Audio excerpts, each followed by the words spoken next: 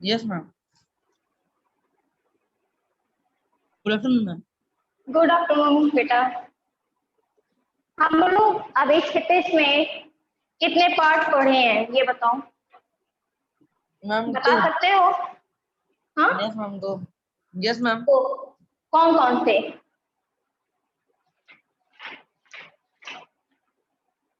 बताओ।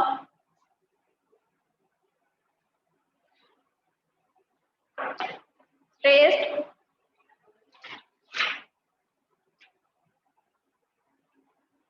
बोलो बेटा। हम लोग का क्षितिज में 2 खंड है, एक गद्य खंड एक काव्य खंड, यही 2 है ना श्रेष्ठ? Yes ma'am. तो अभी यस तक मैम। हमने कौन वाला पार्ट पढ़ा है, गद्य वाला कि काव्य मैम वाला? मैम गद्य वाला। गद्य वाला। आज गद्य वाले में कितने चैप्टर हम लोग पढ़ रहे हैं? मैम 2। 2 हो चुके हैं। अब हम लोग काव्य खंड का पढ़ेंगे, काव्य खंड का चैप्टर नंबर 1। ठीक है, चैप्टर 1 है हम लोग का सूरदास। ठीक है, सूरदास। जानते हो इनके बारे में कुछ? मैम सूरदास। इनके बारे में कुछ पढ़े हो? देखो अब हम बता रहे हैं, सूरदास का जन्म कब हुआ था? 1478 में। कहाँ पर? यहाँ इनकी 2 मान्यता है। लोग कहते हैं या तो इनका रुणकता में हुआ था, क्षेत्र में, रुणकता या रेणुका क्षेत्र में हुआ था। ठीक, इनका जन्म की 2 मान्यता दिख रहा है, नहीं दिख रहा है ना?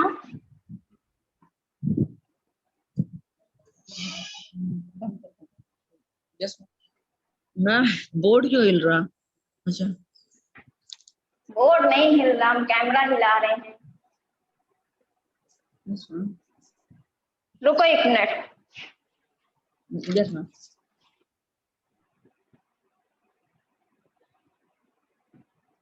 तो हम क्या यस बता मैम। रहे यस थे? मैम। इनकी मान्यता है, मतलब कुछ लोगों का मानना है कि इनका जन्म रुणकता में भी हुआ था या फिर रेणुका क्षेत्र में भी हुआ था। फिर उसके बाद इनकी दूसरी मान्यता के अनुसार उनका जन्म स्थान दिल्ली के पास से ही में माना जाता है। इनका एक और स्थान है, कहाँ? दिल्ली में सिही क्षेत्र है वहां पर। ठीक है, सिही में, दिल्ली में सिही है, वहां पर माना गया है। आवाज क्लियर है? Shreshtha, Saroj, yes ma'am. Shreshtha, yes ma'am. ठीक। Yes ma'am. Yes ma'am. Mahaprabhu Vallabhacharya के शिष्य सूरदास अष्टछाप के कवियों में सर्वाधिक प्रसिद्ध थे। जो महाप्रभु थे वल्लभाचार्य, ये किनके शिष्य थे? सूरदास के। वे मथुरा और वृंदावन के बीच गौ घाट पर रहते थे। मतलब कि मथुरा और वृंदावन के बीच में कहाँ पर रहते थे? ये गौ घाट पर रहते थे। श्रीनाथ जी के मंदिर में भजन कीर्तन करते थे सूरदास जी। कहाँ भजन कीर्तन करते थे? श्रीनाथ जी के मंदिर में। सन 1543 में परसौली में उनका निधन हुआ। इनकी मृत्यु कहाँ हुई थी? इनकी मृत्यु हुई थी 1583 में परसौली में हुई थी। ठीक, इनकी मृत्यु हुई थी। उनके 3 ग्रंथ थे। कितने ग्रंथ थे? 3। 3। कौन कौन से? सूरसागर, सूरदास जी के नाम से ही था रिलेट। सूरसागर, साहित्य लहरी और तीसरी कौन सी थी? सूर सरावली।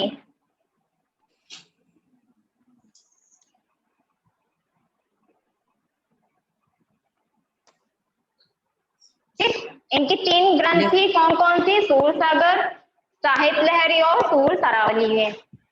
सूरसागर ही सर्वाधिक लोकप्रिय हुआ है, जो सूरसागर था वो सर्वाधिक लोकप्रिय हुआ। खेती और पशुपालन वाले भारतीय समाज का दैनिक अंतरंग चित्र और मनुष्य के स्वाभाविक वृत्तियों का चित्रण सूर की कविता में मिलता है।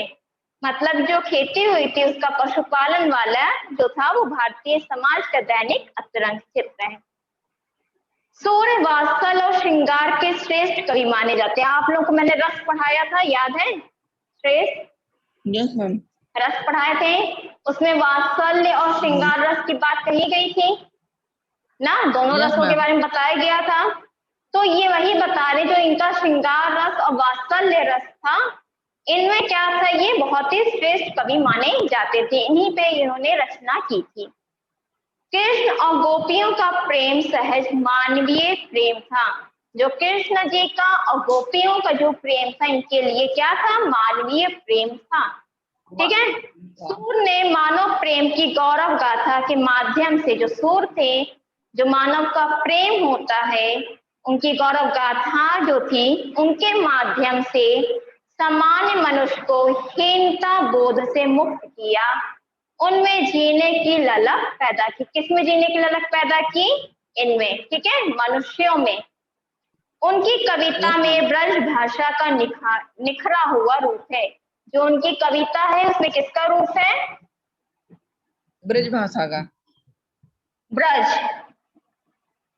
ब्रज भाषा का निखरा हुआ रूप माना जाता है। ठीक, वह चली आ रही लोक गीतों की परंपरा के ही श्रेष्ठ कड़ी है। इतनी चीज समझ में आई? Yes ma'am. अब इनका क्या है? इनका यहाँ पे स्टार्ट होता है अब पद। इन्होंने जो गाया है, रचना की है काव्यखंड में, उसका पद यहाँ से स्टार्ट होता है। पहले हम पद पढ़ते हैं क्या है, फिर उसका अर्थ बता रहे। ठीक है, ध्यान से सुनना। उधो तुम हो अति बड़ भागी, अपरस रहत सहने तगा ते, नाहिन मन अनुरागी, पुर इन पात रहत जल भीतर, तारस देह न दागी, ज्यों जल महा तेल की गागरी, बूंद न ताको लागी। प्रति नदी में पाँव न बोरायो, दृष्टि न रूप परागी, सूरदास अबला हम थोरी, गुर चाटी ज्यों बागी। इसका ये अर्थ है। पहले इसका संदर्भ आप लोग जानते हैं क्या होगा, कि कैसे लिखा जाता है, ये भी पता है? क्यों श्रेष्ठ? Yes ma'am. Yes ma'am. यहाँ ये ऐसे लिखता है ना कि प्रस्तुत पंक्ति हमारी पाठ्य पुस्तक क्षितिज काव्यखंड के पद से लिया गया है। इसके कवि सूरदास जी हैं। हाँ, रचयिता। प्रसंग में क्या होगा? प्रसंग में बताया जाता है कि इस पद का क्या अर्थ निकल रहा है, कवि क्या कहना चाह रहा है, इसके बारे में चर्चा की जाती है। इन छंदों में गोपियां उद्धव से अपनी व्यथा कह रही हैं। मतलब कि जो गोपियां हैं वो उद्धव से अपनी क्या कर रही हैं? उद्धव में जो वो है कौन? कृष्ण के जो मित्र हैं। मित्र कौन थे बताओ? मैम किसके? कृष्ण जी के बचपन के मित्र कौन थे? हाँ वो थे, क्या नाम है उनका? मैम याद नहीं आ रहा। वो याद क्यों नहीं आ रहा है? मैम याद है, देखा हूँ, क्या नाम था उनका? बेटा जिनके बारे में हम लोग पढ़ रहे हैं, क्या पढ़ रहे हैं आज हम लोग? सूरदास। बताओ तो ये कौन थे? कृष्ण जी के मित्र थे। पक्का पता है कि कोई और मित्र था? बताओ। मैम कौन थे मित्र बताओ? मैम कोई और था मैम। कोई और था? पता करके बताना कौन थे। ठीक है, सुदामा। सुदामा। Very good.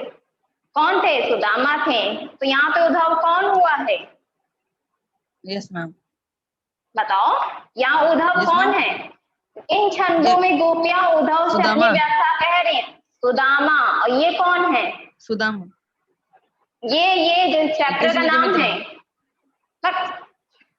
ये सूरदास। जो सुदामा थे वो कृष्ण जी के मित्र थे, ठीक है। सुदामा और Yes, कृष्ण ma'am. जी क्या थे? बचपन के मित्र थे। और ये सूरदास जी ने क्या किया है? उस पद की रचना की है, ठीक है। इनकी 3 ग्रंथ है ना, सूर सागर, साहित्य लहरी और सूर सरावली, उसी में इन्होंने रचना किया है। तो उसी का कुछ पार्ट इन्होंने लिया है जो बता रहे हैं कि इन छंदों में गोपियां उद्धव से अपनी व्यथा कह रही हैं कि वे उद्धव को कटाक्ष कर रही हैं, क्योंकि उन्हें लगता है कि उद्धव तो कृष्ण के निकट रहते हुए भी उनके प्रेम में नहीं बंधे हैं। यहाँ में बताया जा रहा है कि गोपियां कहती हम तो उनसे बहुत दूर हैं, लेकिन सूरदास जी तो उनके सुदामा तो उनके पास हैं, तो ये उनके प्रेम से नहीं बंधे हैं। अब व्याख्या क्या है, उसका अर्थ अब क्या निकल रहा है यहाँ पे बताते हैं। गोपियां कहती हैं कि उद्धव बड़े ही भाग्यशाली हैं, क्योंकि उन्हें कृष्ण से जरा भी मोह नहीं है। यहाँ पे गोपियां उद्धव मतलब कि सुदामा से कह रही हैं कि बड़े ही भाग्यशाली हैं आप, क्योंकि उन्हें कृष्ण से जरा भी मतलब कृष्ण से बिल्कुल भी मोह नहीं है। उद्धव के मन में किसी भी प्रकार का बंधन, उद्धव मतलब सुदामा के मन में Yes, ma'am. किसी भी प्रकार का बंधन या अनुराग नहीं है। मतलब कि यहाँ पे जो सुदामा है वो उनके प्रेम से बंधे हुए नहीं हैं, बल्कि वे तो कृष्ण के प्रेम रस से आ चुके हैं।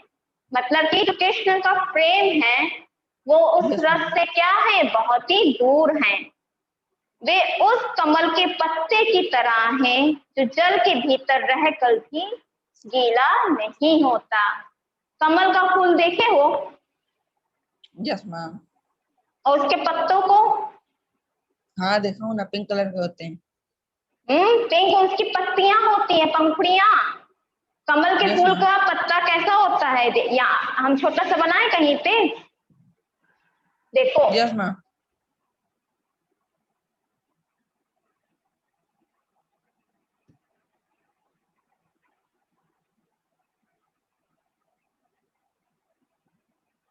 हरा होता है मैम, वो तो ग्रीन होता है, ग्रीन। अब याद आया? Yes ma'am.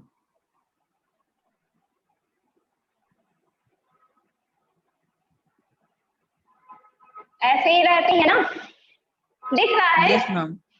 हाँ और मैम दिख ये रहा है। पानी में रहता है, तो ये इसकी पंखुड़ी हो गई, ठीक। ये जो होता है ये क्या होता है, उनका पत्ता होता है जो पानी के ऊपर तैरता रहता है। वो कभी पानी के अंदर नहीं जाता है, उसी के ऊपर तैरता रहता है। तो यहाँ पे यही बात कही जा रही है कि जो सुदामा जी हैं वे उस कमल के पत्ते की तरह हैं जो जल के भीतर रहकर, मतलब जो कमल का फूल कहाँ रहता है? जल के अंदर, नदी नदी के अंदर, जल के अंदर। कमल का फूल जल के अंदर ही रहता है, लेकिन क्या है, वह गीला नहीं होता है। वो कभी भी, कमल का फूल क्या है, गीला होता है? नहीं। जैसे तेल से चिपड़े हुए गागर पर पानी की एक बूंद भी नहीं ठहरती। तेल अगर हम, जो जल होता है उसमें थोड़ी तेल की बूंद डाल दो तो क्या होता है, वो डूबती है नहीं, वो तैरती रहती हैं। उद्धव पर कृष्ण के प्रेम का कोई असर नहीं हुआ। जो उद्धव है उन पर प्रेम का असर नहीं हुआ है। किसके प्रेम का असर? कृष्ण जी के। Very good.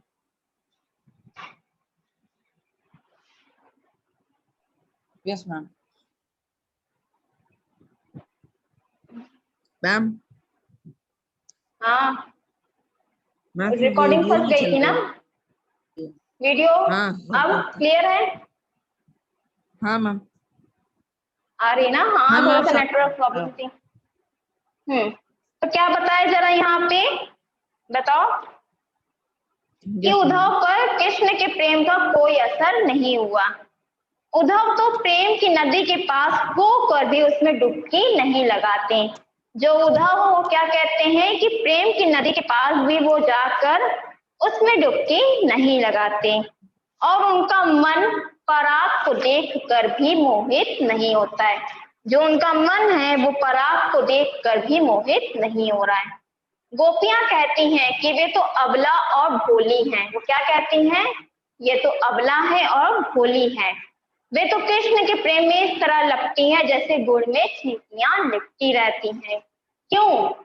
क्योंकि यहाँ सुदामा से कहा जा रहा है कि तुम्हें न कृष्ण के कृष्ण के प्रेम का रस का पता है, ना तुम उनके मोह में बंधे हो, और हम गोपियां जो हैं वो तो गुड़ की तरह है जो उनसे लिपटी हुई है। किसकी तरह?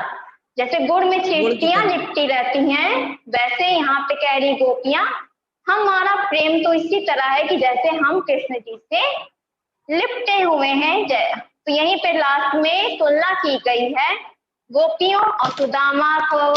सुदामा की तुलना किससे कर दी गई? कमल के फूल से।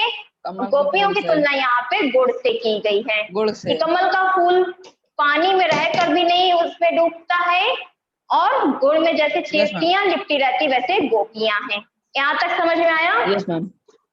Yes ma'am. सेकंड पैसेज है आपका, मन की मन ही मांझ रही, कहिए जाए कौन पे उधे, ना ही परत कही, अवधि आधार आस आवन की, तन मन बिथा सही, अब इन जोग सदेशनी, सुनी सुनी बिहारनी बिरह दही, चाहती होती गुहारी जितही, तै उस तै धर भाई, सूरदास अब धीर धराई, क्यों मर्यादा ना लाही। यहाँ पे अब बताया जा रहा है सेकंड पैराग्राफ में, आपका संदर्भ वही रहेगा। प्रसंग में क्या होगा? इस छंद में गोपियां अपने मन की व्यथा का वर्णन उद्धव से कर रही हैं। मतलब कि इसमें क्या बताया जा रहा है, जो ये पद दिया गया उसका क्या अर्थ निकल रहा है कि गोपियों के मन में जो चल रहा है कृष्ण जी के प्रति, वो किससे कह रही हैं? बताओ। सुदामा से। उद्धव मतलब सुदामा जी से अपनी व्यथा कह रही हैं, अपनी भक्ति बता रही हैं, अपने प्रेम को बता रही हैं। ठीक है, व्याख्या इसकी क्या हो जाएगी? वे कहती हैं कि वे अपने मन का दर्द व्यक्त करना चाहती हैं। यहाँ पे गोपियां क्या कहती हैं? कहती हैं कि मुझे अपने मन का क्या करना है? अपने मन का दर्द व्यक्त करना है, लेकिन किसी के सामने नहीं कह पाती। क्या है? वह किसी के सामने भी नहीं कह पा रही हैं, बल्कि उसे मन ही मन में दबाने की कोशिश करती हैं। वे क्या बताया जा रहा है यहाँ पे?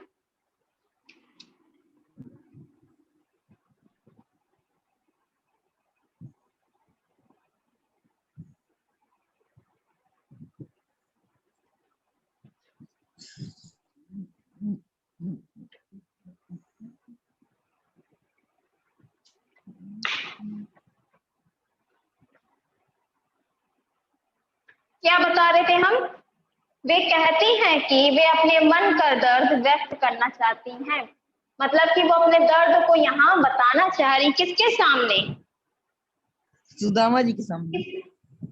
वो कृष्ण जी से बताना चाह रही हैं, लेकिन क्या सुदामा से ये बात को कह रही? मतलब कि जैसे मान लो हम हैं, तो हमें किसी और से कहना है कोई बात, तो हम तुमसे बता रहे कि हमें उससे कहना है कोई बात ना। तो यहाँ पे गोपियां सुदामा से कहती हैं कि मुझे कृष्ण जी से अपने दर्द को व्यक्त करना है, पर किसके सामने करूं? वे कहती हैं कि वे अपने मन का दर्द व्यक्त करना चाहती हैं, लेकिन किसी के सामने कह नहीं पाती। यहाँ पे गोपियां कह रही हैं कि मैं किसी के सामने अपने दर्द को व्यक्त नहीं कर पा रही, बल्कि उसे मन में ही दबाने की कोशिश करती हूँ। वो कहती हैं कि जब मैं अपनी बात को कह ही नहीं पा रही हूँ किसी से, मेरा कोई सुनने वाला ही नहीं है, तो मैं किसके सामने बोलूं? मैं अपने मन को क्या करती हूँ? दबा देती हूँ। क्या मतलब है किसी के सामने बोलने का? जब मेरी बात को यहाँ पे कोई सुन ही नहीं रहा है, मान लीजिए अब आप हैं श्रेष्ठ, आपको कोई बात Yes, हमसे बोलनी है, ठीक है, तुम्हें यहाँ मान लो कुछ चीज पूछना है, कोई चैप्टर है जो नहीं समझ में आ रहा, वो तुम्हें हमसे पूछना है, लेकिन हम सुनना ही नहीं चाह रहे तुम्हारी बात, ठीक है, yes, ma'am. हम सुनना नहीं चाह रहे हैं। अब तुम यहाँ पे सोचोगे नहीं, अगर मैम सुन ही नहीं रही हम किससे बोले जाके, तुम यही सोचोगे ना कि मैम से हमें Yes, ma'am. पूछना है ये वाला चैप्टर, मैम सुन ही नहीं रही है, तो तुम धीरे धीरे क्या करोगे, उस चीज को छोड़ दोगे, हटाओ, नहीं पूछेंगे, नहीं पढ़ेंगे हम, यही करोगे ना, ऐसे ही करोगे ना कि एक चैप्टर है जाने दो, नहीं पूछेंगे, नहीं समझ में आ रहा नहीं पूछेंगे।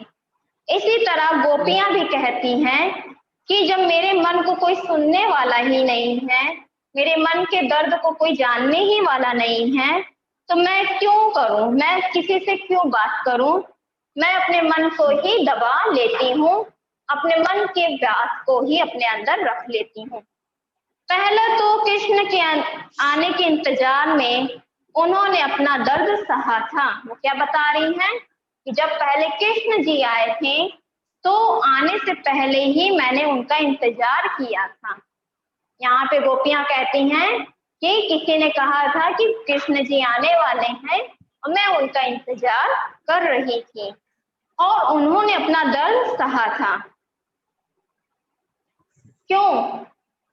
अब यही मान लो, ऐसे समझो कि मान लो कि मान लो तुम्हारे कोई घर में है जो तुम्हारा बहुत ही प्रिय है, ठीक है, समझ रहे हो श्रेष्ठ? Yes, ma'am.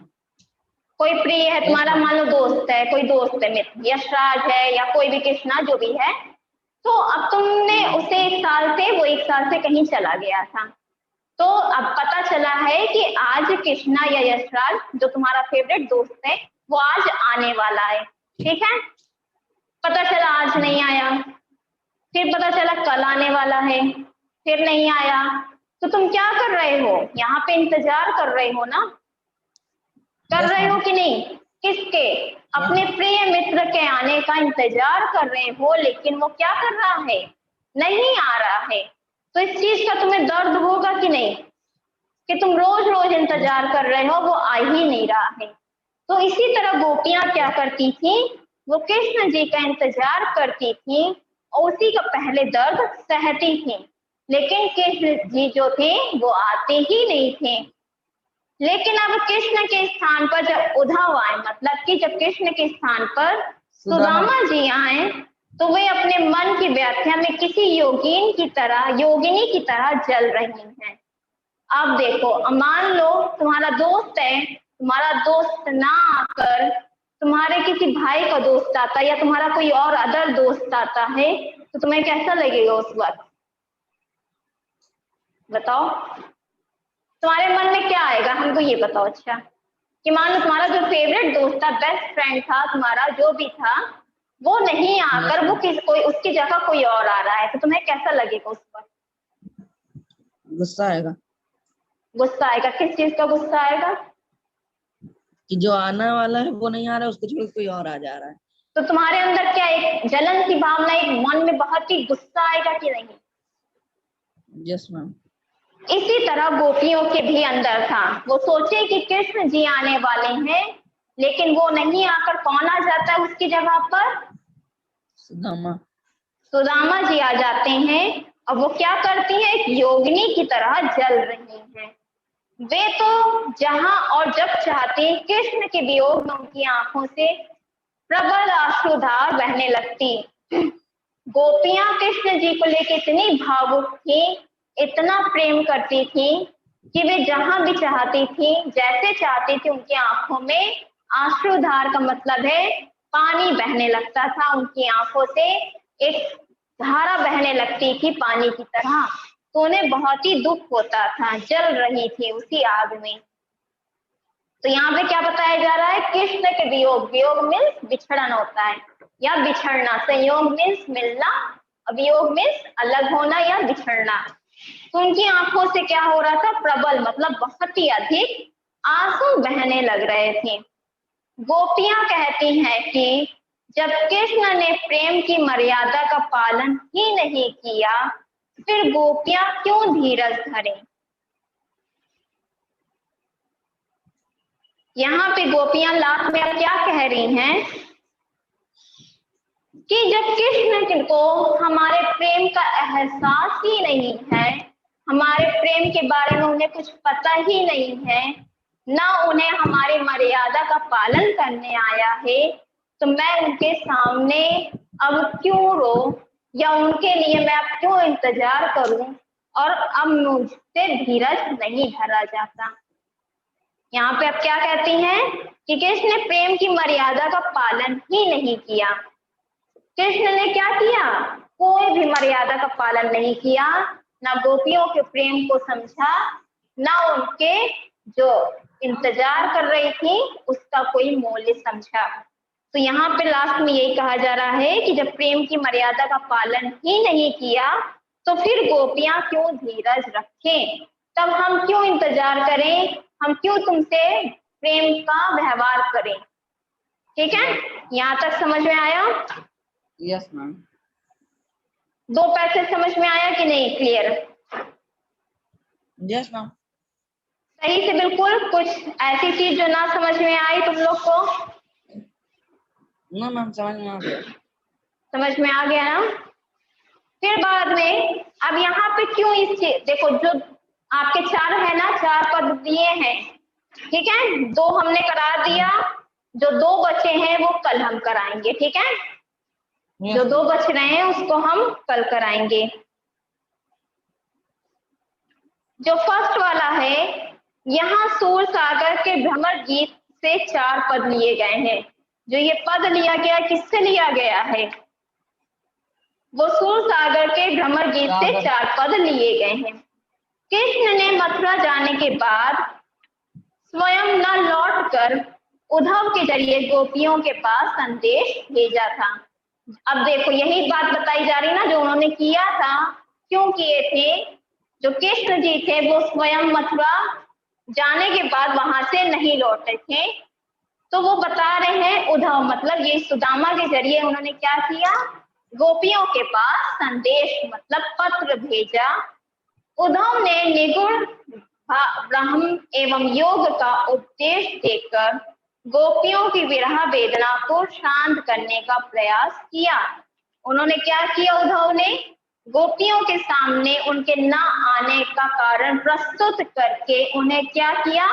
शांत किया कि अब तुम चुप हो जाओ, अब तुम्हारा रोने का, तुम्हारे इंतजार करने का कोई भी वजह नहीं है। गोपियां ज्ञान मार्ग की बजाय प्रेम मार्ग को पसंद करती थी। जो गोपियां थी वो क्या करती थी? ज्ञान की बातों को ना सुनकर वो प्रेम की बातों को ज्यादा ध्यान से सुनती थी, और उसी मार्ग मतलब कि जो उनके ज्ञान का मार्ग था उसका रास्ता ना अपनाकर किसका रास्ता अपनाती थी?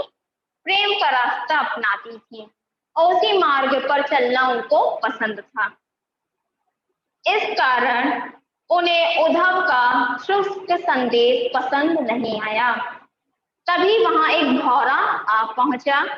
यहीं से भ्रमर गीत का प्रारंभ होता है। यहीं से जो भ्रमर गीत लिया गया है सूर सागर से, क्योंकि वहां पे एक भौरा आ जाता है। गोपियों ने भ्रमर के बहाने उद्धव को व्यंग बाण छोड़े, मतलब कि वो भ्रमर के जरिए क्या किए? उसके ऊपर व्यंग किया, उन्हीं को 4 बात सुनाने लगी। पहले पद में गोपियों की यह शिकायत वाजिब लगती है। जो पहला पद हमने बताया है, जो शिकायतें की हैं उसकी जो शिकायतें हैं वो वाजिब है। यदि उद्धव कभी स्नेह के धागे से बंधे होते तो वे विरह की वेदना को अनुभूत अवश्य कर पाते। यहाँ पे बताया जा रहा है यदि कौन? यदि उद्धव मतलब यदि सुदामा अपने कभी स्नेह के धागे, मतलब जो उद्धव को तो कोई प्रेम स्नेह नहीं था, गोपियों को था, तो गोपियां यहीं पे ये बात कहती हैं कि यदि उद्धव प्रेम के धागे से बंधे होते तब उन्हें यह अनुभूत होता है कि किसी से प्रेम करने का क्या कारण होता है, क्या दर्द होता है। दूसरे पद में गोपियां यह स्वीकृति की उनके मन की अभिलाषाएं मन में ही रह गईं। उन्होंने क्या बताया कि जो मेरी अभिलाषाएं थी, हमारी जो इच्छा थी वो किसमें रह गई? हमारे मन में ही रह गई हैं। कृष्ण के प्रति उनके प्रेम की गहराई को अभिव्यक्त करती हैं। वो क्या कह रही हैं? जो कृष्ण के प्रति उनका प्रेम है, उनकी जो गहराई है, उसे किसके सामने अभिव्यक्त कर रही हैं? उद्धव के सामने। तीसरे पद में वे उद्धव की योग साधना को कड़वी ककड़ी जैसा बताकर अपने एकनिष्ठ प्रेम में दृढ़ विश्वास प्रकट करती है।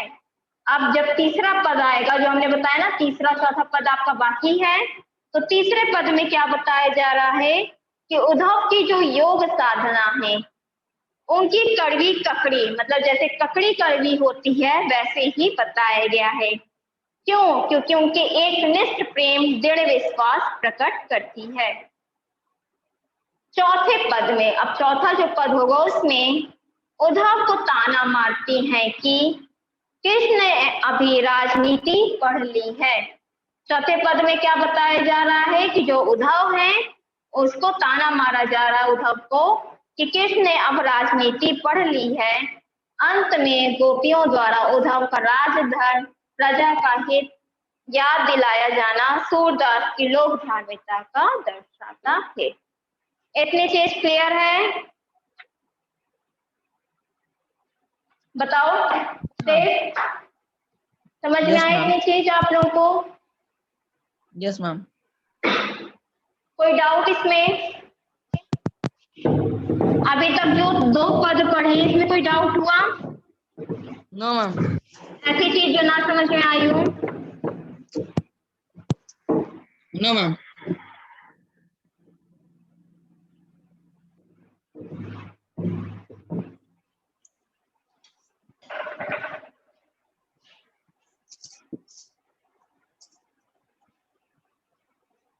हम यहाँ पे जहां तक पढ़े वहां तक का अर्थ थोड़ा लिख दे रहे हैं, ठीक है? एक शब्द आया था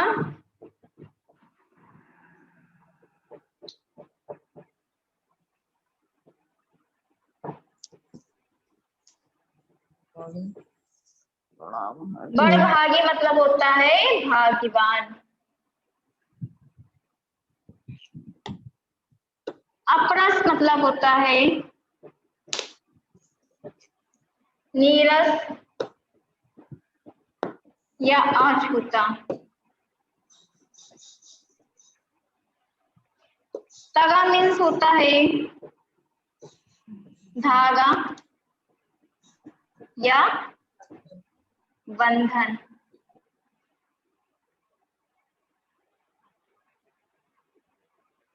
दागी मतलब दाग या धब्बा, ठीक? प्रीति नदी मतलब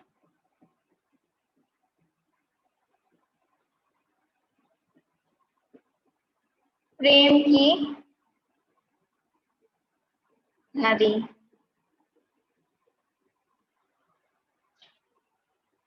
पाँव मतलब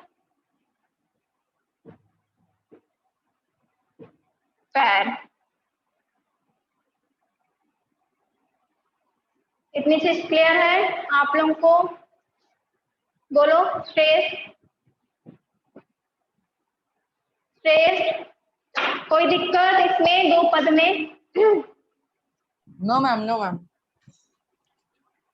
ठीक, जो अब नेक्स्ट जो पद है आप लोगों का, जो 2 वो हम नेक्स्ट टाइम पे, मतलब कल या नेक्स्ट क्लास जब होगी मेरी उसमें पढ़ेंगे, ठीक है? क्लियर है इतनी चीज? यस मैम सारी। और एक चीज और, जैसे मान लो आप लोगों को जो हम नहीं पढ़ाए, जैसे आपका गद्य में 2 चैप्टर हो गया, आज काव्य में 1 हो गया है, 9th में जो ग्रामर पढ़ाए थे वही ग्रामर है ना आप लोगों की बुक इस बार भी 10th की? Yes ma'am. ठीक है, पढ़े तो हो, तो जो असाइनमेंट जा रहा है उसे उसी में से कर लीजिएगा, ठीक है? Yes ma'am. ठीक है, thank you class. Yes ma'am, thank you ma'am. Bye.